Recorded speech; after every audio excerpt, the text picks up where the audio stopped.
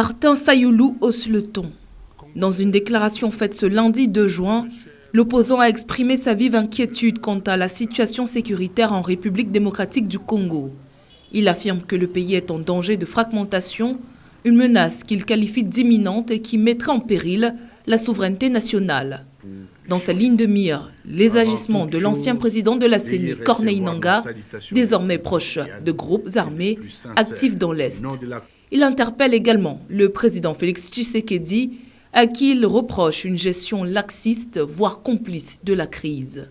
Nous vivons sans doute les heures les plus sombres de notre histoire.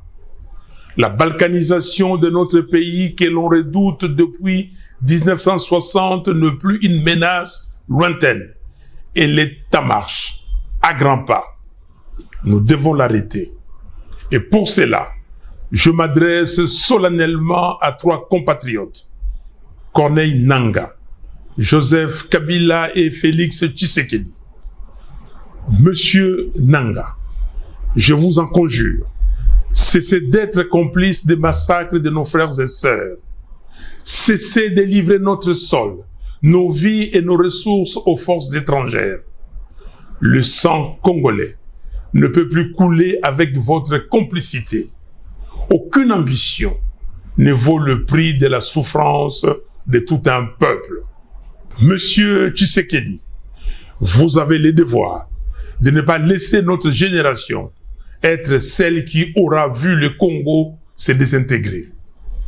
J'en appelle à un sursaut d'honneur et de responsabilité.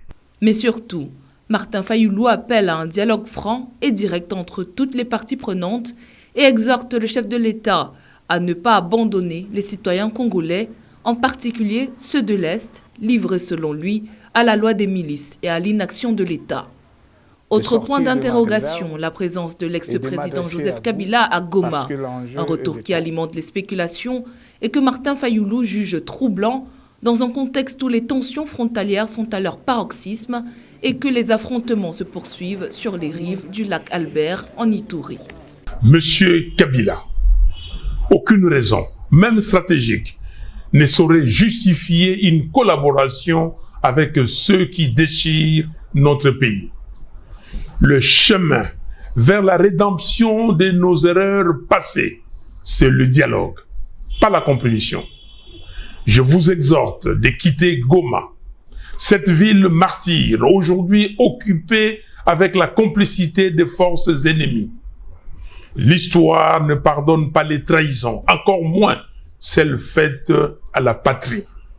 Jusqu'ici, ni la présidence, ni Corneille Nangaa, ni Joseph Kabila n'ont officiellement réagi, mais cette déclaration pourrait trouver écho chez plusieurs leaders politiques qui contestent le dialogue mené par le conseiller spécial en matière de sécurité du président Félix Tshisekedi, le jugeant non inclusif et contre-productif.